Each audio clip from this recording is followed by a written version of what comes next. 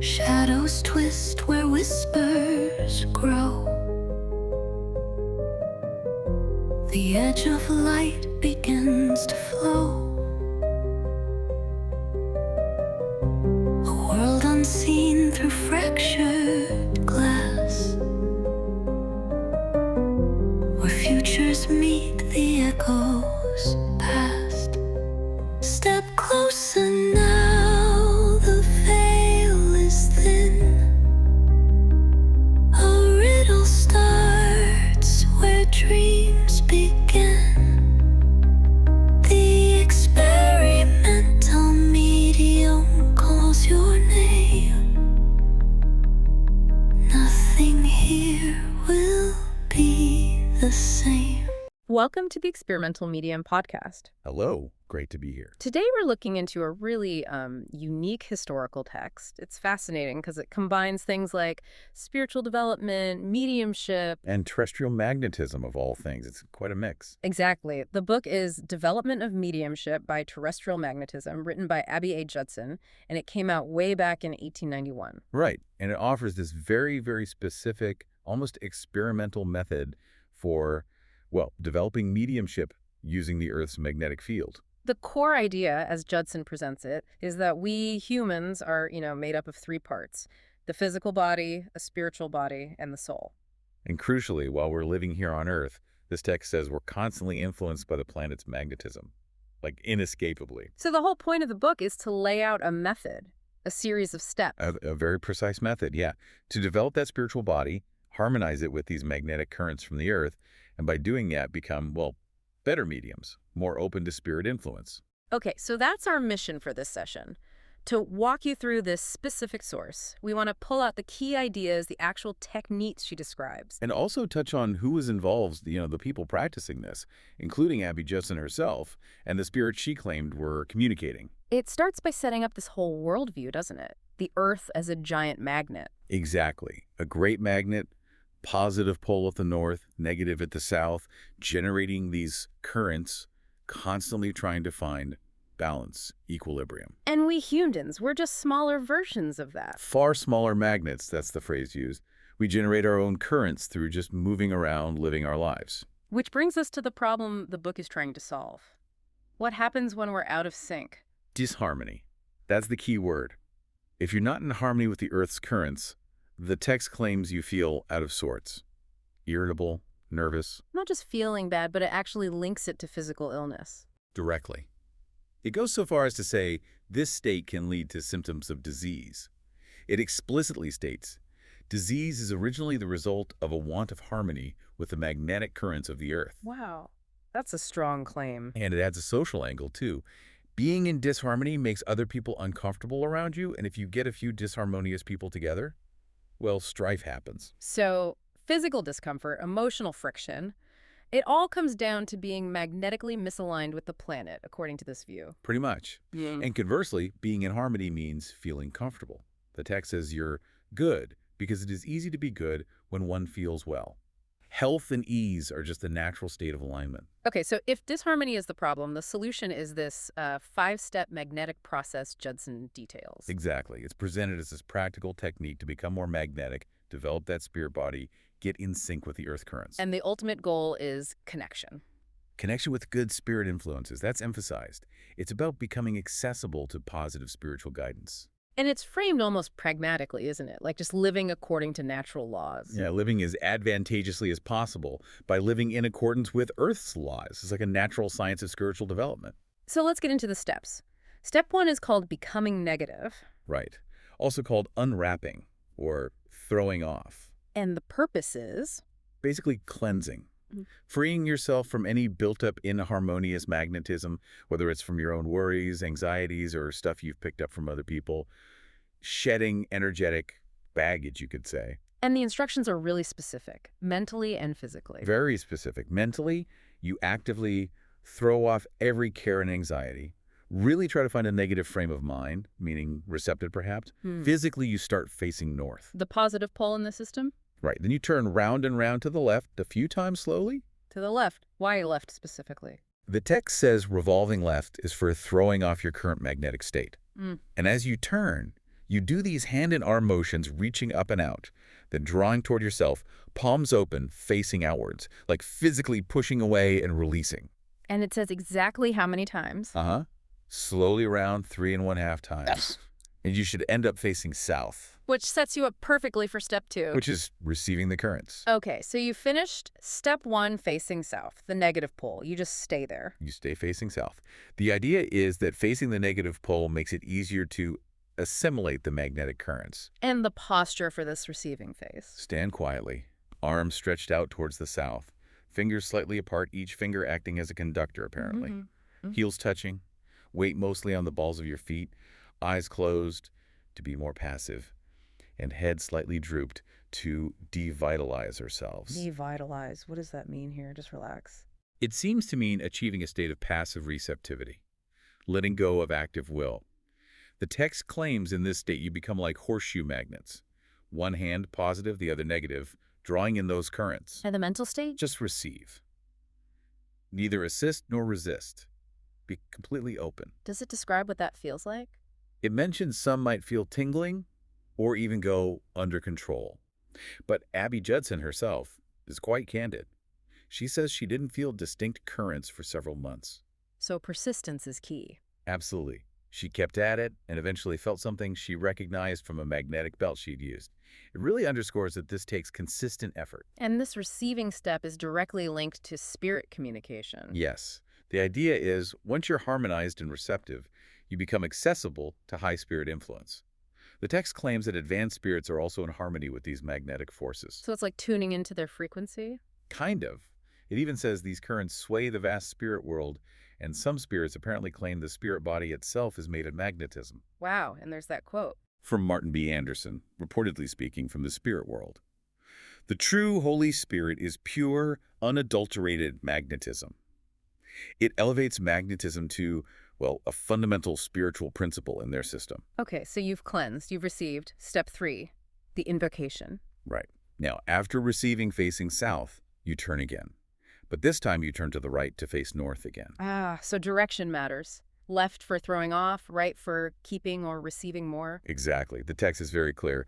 Left is only for step 1. All other turns in the process are to the right. And the posture and mindset for this invocation. Standing facing north, the positive pole. Hands and arms raised up to heaven. Eyes open this time, looking up.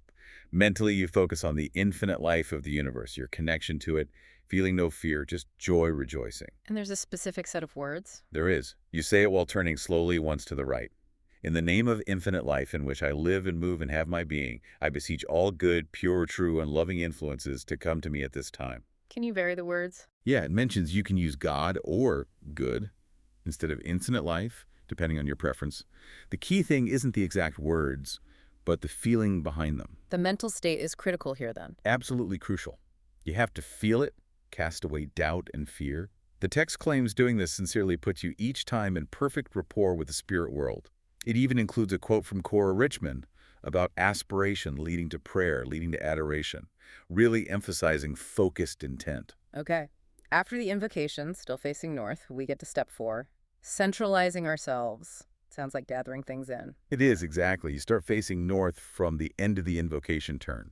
The physical action looks similar to step 1, but the direction and purpose are totally different. You turn round and round to the right 4½ times. 4.5 times this time. Yes.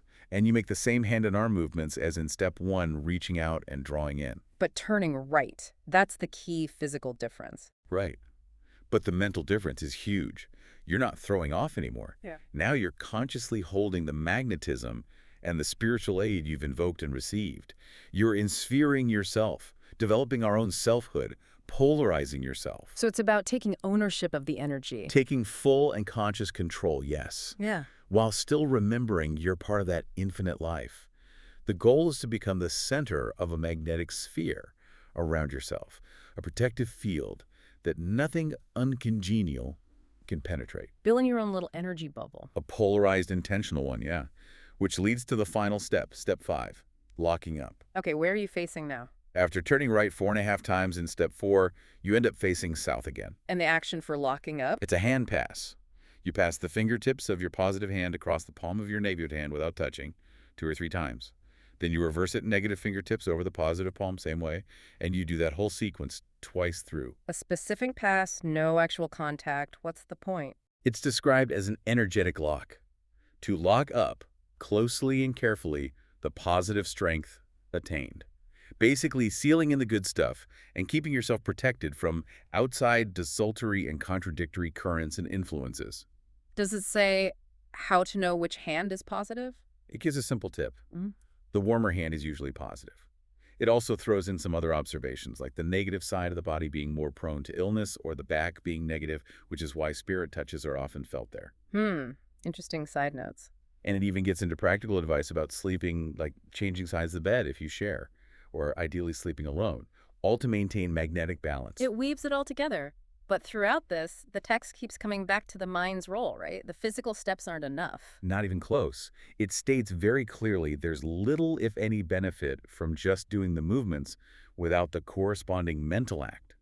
The conscious throwing off, receiving, invoking, centralizing, and locking. So the physical actions are like anchors for the mental intention. That's a good way to put it. The education of the mind, as the text calls it, is just as vital as any magnetic effect. It even says, learning step 1, how to become negative at will, is 9/10 of the battle in mediumistic development. That's a big claim. 9/10 just from learning to let go. Yeah, and it stresses perseverance again. You need to keep this up maybe for a year or two, but persistent effort will in time bring the desired end. It's not a quick fix. So after all that effort, what results did the book claim people could expect from doing this consistently? Well, improved physical well-being and better health were big ones. But the main goal, of course, was becoming more accessible to good spirit influences and more open to pure influences from those out of the body. And Abby Judson herself provides a personal testimony. She started this in 1888. June 1888, yes. She learned it from a Dr. H.W. Abbott, who intriguingly was said to have been taught by someone named Osweego. Osweego, who is that? Described in the text as, get this, the king of Atlantis from about 16,400 years ago. Okay. That's quite a lineage for the technique. Yeah, isn't it? Anyway, Judson describes the remarkable advantage the process brought her. In terms of health. Significant changes, she claims. Major weight loss from 177 pounds down to about 138. And relief from chronic insomnia she had apparently suffered from for over 20 years. Wow. Did she say how the process helped her sleep? She described a very specific personal method linked to it. She'd ask her mother, Sarah Boardman Judson, who was in spirit, for help. Then she'd stretch her hands south, feel the currents, yawn, and apparently fall asleep instantly. Just like that. According to her account. And she notes it only worked when she invoked her mother, not other spirits. She includes a quote about how none but a mother can charm away pain. It really blends the magnetic theory with personal spirit connection. And what about the mediumship development, the main goal? She says clairvoyance started for her within 3 days of beginning the practice. 3 days? That's fast. Yeah. Her first big vision was seeing her father's face, Adoniram Judson, the famous missionary in an oval light clear as day. She saw him many times after that, which she felt confirmed his approval. Did she see others? Yes, her mother, her half-sister Sarah Boardman, a Mrs. Mason, and even Osweego himself, who she described as grand and majestic with a dark, powerful face. But her abilities shifted over time. He did. She mentions that later on, her clairvoyance became less frequent, and her main focus became inspirational speaking and writing, lecturing and writing about spiritualism. She saw this as just a different phase or form of her mediumship. Which leads into how the text generally views mediumship. It's seen very positively, right? Extremely positively. The work of a medium is most responsible and most desirable, it says. And it acknowledges different types. Oh, yes. It lists physical phenomena, table tipping, raps, automatic or independent writing. It mentions complete trance speaking, the more mental forms like inspirational speaking and writing, which was Judson's later phase, and also the development of specific senses like clairvoyance and clairaudience. And the book argues that everyone should try to develop these abilities. Earnestly desired and conscientiously cultivated. That's the phrase. Mediumship is presented as the crucial way, the doors, through which the spirit world can prove its existence, prove that loved ones still live, that they love us still. It's positioned as the primary evidence for life after death. Exactly. And it even explicitly contrasts this kind of communication, which it claims can be readily proved and tested by thousands, with reincarnation. What does it say about reincarnation? dismisses it pretty strongly as something that cannot be proved, just mere speculation, even among spirits. The focus is squarely on direct spirit communication as demonstrable fact. So the core message is that developing mediumship isn't just some fringe activity, it's a duty. A duty incumbent upon all. That's the strong message. It's framed as a natural human potential we should all strive to unlock. The book doesn't just rely on Judson's own experiences, though. It includes accounts of communications received through other mediums, right? Yes, which helps paint a picture of the broader spiritualist practices of the time. There's a significant communication from her father, Adoniram Judson, received via a Mrs. R.S. Lilly in August 1891. And how did Mrs. Lilly supposedly receive that? The text says Mrs. Lilly used her spiritual body eyes to see Adoniram standing beside Abby, and then she heard his words clairaudiently and wrote them down. Direct spirit dictation, essentially. What were some of the key points in that message from her father? He expressed gratitude that Abby found this spiritual path. He reflected on, interestingly, being saved by doing good rather than just believing doctrine. He stressed the importance of motives, calling them impulses which stamp lives before birth. Almost predestiny. Sort of sounds like it. He also said truth is broader than all isms and predicted churches would eventually accept her message, and that her work would often be guided by impulses. A very supportive message, apparently ending with her mother joining him. Then there was another set of communications through a different medium. Yes, through a Mr. William A. Mansfield, later that same month, August 1891, at Lilydale, New York, a famous spiritualist center. And this involved slate writing. Yes, the classic slate writing method. Abby wrote names on folded slips of paper. The text makes a point of saying Mr. Mansfield didn't touch the slips or the slates once Abby prepared them. She held the tied slates herself on her lap or shoulder. And messages appeared inside. That's the claim. Messages from several individuals appeared written on the slates. Who reportedly came through? Her grandmother Judson, her father Adoniram, again with some interesting details like his message being in red ink, the signature in yellow, and a comment about death not existing in the spirit world. Also Emily C. Judson, Sarah Boardman Judson, someone named J. Edwards. And Oswego again? And Oswego, yes. Which, of course, ties back directly to him being the purported source of the whole magnetic method described in the book. It reinforces that connection. So, beyond the magnetic method and the spirit messages, what else is in the book? Well, there's a poem included called Poor Cain. Poor Cain, why is that in there? Judson explains she wrote it back in 1877, while she was still a Calvinistic Baptist, long before her full embrace of spiritualism. It was based on a story by Albion W. Torgey. Apparently it caused a stir back then for being unorthodox. Does she comment on it from her later perspective? She does. She acknowledges some parts reflect beliefs she no longer held, particularly about things like eternal punishment. She offers her updated view that Cain, with his offering of fruits, actually showed a more loving and natural heart than Abel with his animal sacrifice. Interesting reinterpretation. Yeah, she frames the poem, which is about a child feeling pity for Cain, as representing her transition stage, moving away from strict dogma towards her later spiritualist views. And does it mention her other writings? Yes, it lists another book she wrote, titled Why She Became a Spiritualist. So it serves as a bit of self-promotion, too. Okay, so looking back at this whole text, Development of Mediumship by Terrestrial Magnetism, it's really quite something. It's not just theory, it's this incredibly detailed step-by-step guide. It really is. Yeah. The level of specific instruction, exactly how many turns, which direction, the hand positions, the required mental state for each phase, it feels very much like an experimental protocol from that era. And it makes you grapple with these core ideas they were working with, this concept of a spiritual body directly affected by earthly magnetic energies. The idea that you could use specific physical actions combined with really focused mental states to deliberately enhance your connection to the spiritual.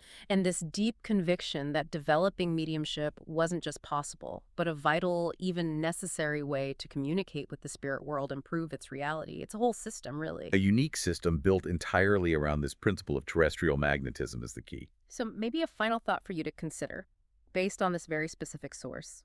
Abby Judson's system presents our physical bodies as deeply interwoven with cosmic and planetary magnetism. It suggests that these deliberate, almost mechanical, physical, and mental practices can act as literal switches or doors to engage with non-physical realities. Right.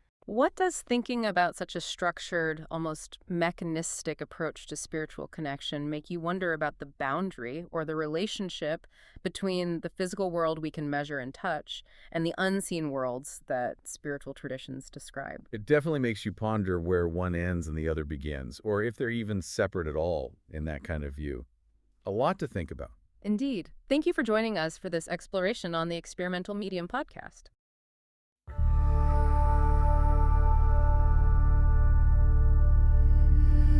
Whispers creeping through the haze, shadows dance in twisted ways, echoes hum from worlds unseen. This is where the strange convene. Step into the unknown mind, secrets hidden, twist and bind, truths that linger in between. Welcome to the spectral stream. A voice that stirs the silent night, guides you through the fading light. Journeys deep beyond the real, where unseen forces are revealed. Step into the unknown mind, secrets hidden, twist and bind, truths that linger in between. Welcome to the spectral stream. Electric sparks and haunted tones, reality's edge becomes your home.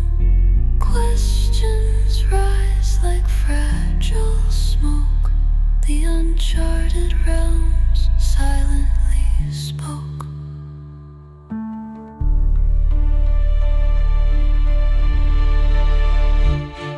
Step into the unknown mind, secrets hidden, twist and bind, truths that linger in between. Welcome to the spectral stream.